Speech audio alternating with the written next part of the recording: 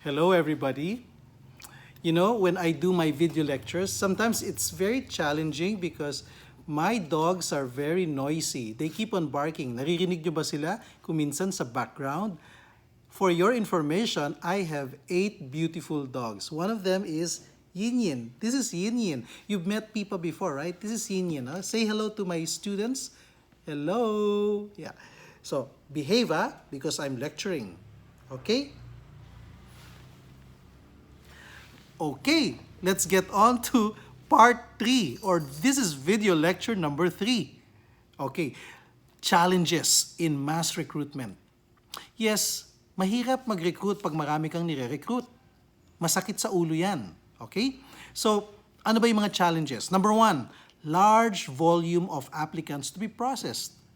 Every day, you're interviewing more than 100 applicants every day. So what if you're gonna do that for 1 month? Kaya mo ba? What if you're gonna do that for the next 2 to 3 months because of the large requirement by your client? So that's the first challenge. You should have the stamina. As an HR professional, dapat may energy ka. Okay? And keep safe kasi ang dami mong nakakasalamuhan na tao everyday na ini-interview mo. Pumupunta sa opisina nyo. Okay? You have to have protection. So you always have to have health protocols. Lagi tayong nag-alcohol, nagsa-sanitizer, okay? We observe social distancing, okay? Number 2, having an efficient recruitment system. Kung minsan palpak yung mga policies natin, yung mga procedures natin, so we have to fix that first before we start the campaign. Otherwise, tayo rin ang mahihirapan, okay? So, basahin natin yung mga recruitment policies, procedures, and standards natin. Kung kailangan natin ayusin o baguhin, let's do it before we even start the campaign. Number 3, diversity of talents. Kasi out there, ang daming mga aplikante. Merong mga mahuhusay, iba't iba ang mga talento nila, iba't iba yung husay at galing nila. So, paano mo malalaman sino talaga yung best fit candidate for the job? Huwag mong hanapin yung pinakamahusay. Hanapin mo yung pinakabagay dun sa vacancy. Kasi kung i-hire mo lang mga honor graduates, baka may attitude problem, hindi sila bagay dun sa company o hindi sila bagay dun sa vacancy or sa position. Okay? There will be a mismatch between the job specifications and the skill set of the applicants. Okay? You have to be conscious about that. Another challenge is urgent requirements with very tight deadlines. Kasi kung minsan, yung nangangailangan ng empleyado o yung kliyente natin, may deadline. Gusto nila next week, meron na silang tauhan. Medyo mahirap yan kasi meron tayong proseso sa recruitment. Hindi dapat yan minamadali. Pag minamadali natin yan, chances are we will make a lot of mistakes. Okay? Another challenge is the high probability of hiring bad eggs o yung tinatawag natin na mga alanganin o mga misfit. Hindi sila bagay, hindi sila qualified, pero na-hire natin sila by mistake. Ang tawag dyan, mga hiring mistakes. Nangyayari po yan. Na-experience ko na rin yan. Nakapag-hire din ako ng maling tao.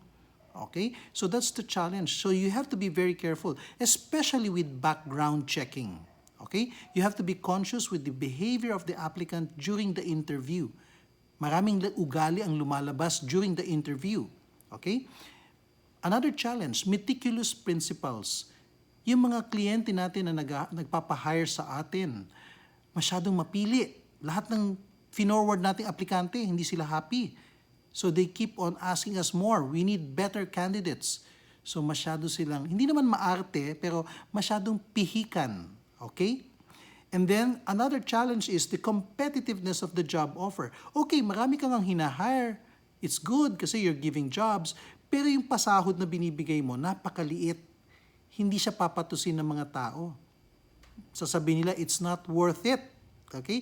Yung ibang companies, better magpasahod. Doon na sila mag-a-apply, hindi sa'yo.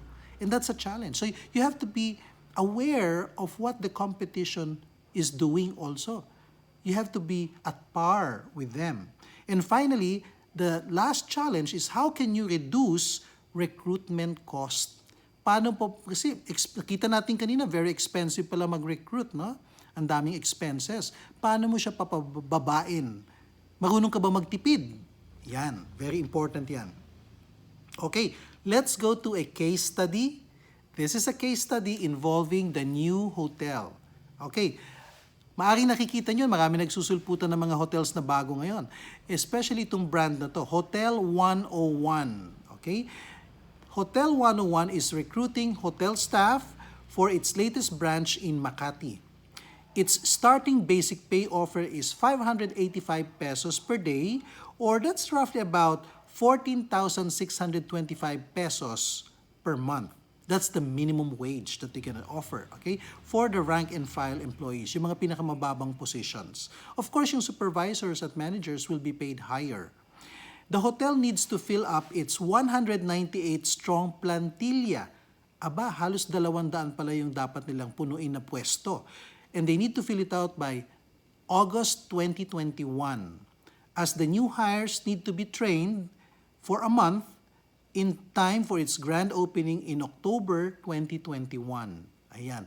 So 1 month lang yung training. Kailangan ma-hire kagad sila ng August, month of September, training na, October, grand opening. The hotel is targeting to attract 600 plus applicants to choose from. Gusto nila ganun kadami, no? 600 plus para maraming pagpilian. And later on, develop a strong pool of casual employees. Yung mga hindi ma-hire, pwede nilang on-call basis, yung mga casual employees, mga extra later on. Okay?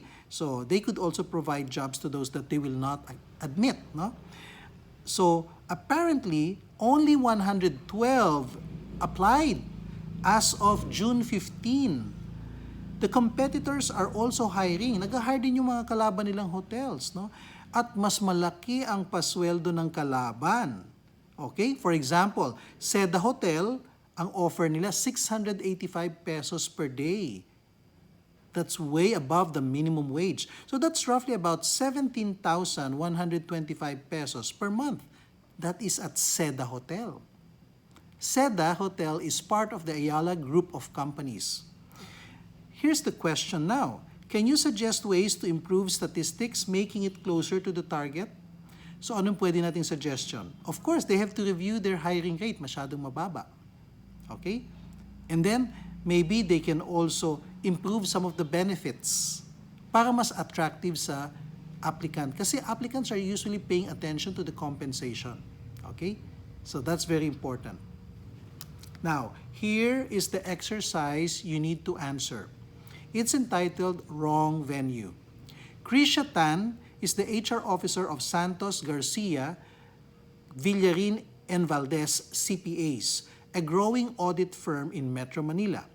The company is looking into mass hiring in July until September 2021 in preparation for the busy season. The busy season kasi para sa mga auditing firms is January to April 2022.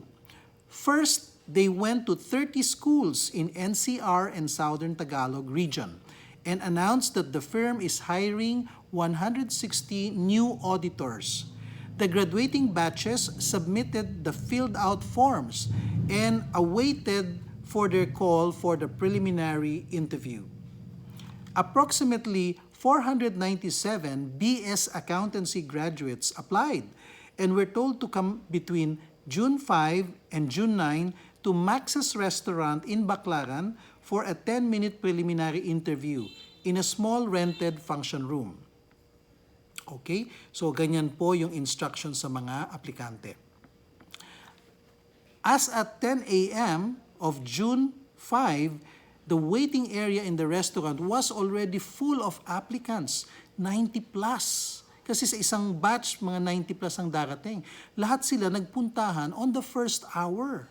The HR officer kasi instructed the applicants assigned to a particular day to come in business attire between 9 a.m. and 10 p.m. Hindi niya inassign na itong 10 pumunta ng 9 o'clock, itong 10 pumunta ng 10 o'clock. Hindi ganun eh.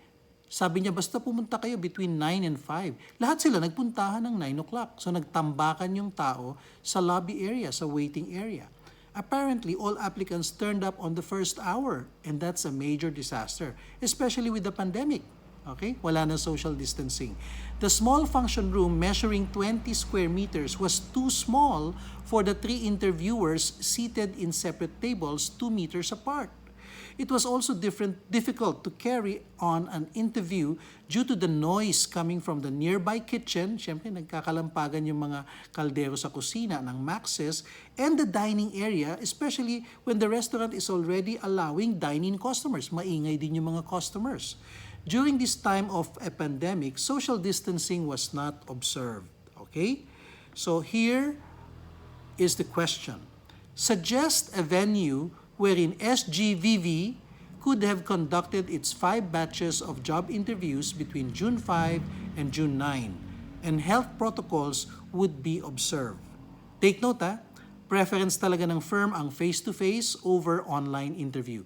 Don't forget to place your answers in the comment section at the bottom of video lecture number 3 for week 11. I'll see you around in lecture number 4.